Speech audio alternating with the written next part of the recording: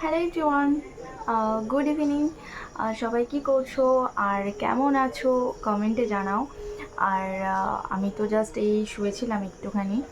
আর এত মশা, মানে কি বলবো, অ্যাকচুয়ালি 3-4 দিন ধরে বৃষ্টি হচ্ছে, যার কারণে মশার উৎপাতটাও বেশি। মানে সন্ধ্যে থেকে তো ঘরে থাকাই যায় না। আর তার মধ্যে আমার ঘরটা, মানে আমার রুমটা ফ্রন্টের দিকে বাড়ির, তো ওই জন্য আমার রুমের জানলাগুলো খোলা থাকে।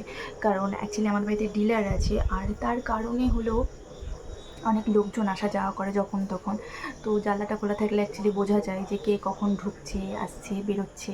তো তার কারণে জানলাটা খোলা। আর তার জন্য মশার উৎপাতটাও বেশি। তাই একটু যে সন্ধ্যেবেলায় যে একটু শুয়ে থাকবো ঘরে, সেটা আর হয়ে ওঠে না। মানে হয়ই না। আমি জাস্ট শুয়েছিলাম, আমার এত মশা কামড়াচ্ছে, আমি উঠেই পড়েছি। যাই হোক, তোমরা কী করছো আর সন্ধ্যেবেলায় তোমরা কী কী টিফিন করলে কমেন্টে জানিও। আর আমি এখনও কিছু টিফিন করিনি, ভাবছি এখন কিছু টিফিন করব। কিছু তো খেতে হবে। তো দেখি। আর আমার টিফিন করা মানে সেই 9টা। আর ডিনার তো বলার কথা না, কখনো 12টা, আবার কখনো 1টাও বেজে যায় কখনো কখনো। অ্যাকচুয়ালি আমার বাবা আসার উপরে নির্ভর করে আমাদের খাওয়াটা, সেই লাঞ্চ হোক আর ডিনার হোক।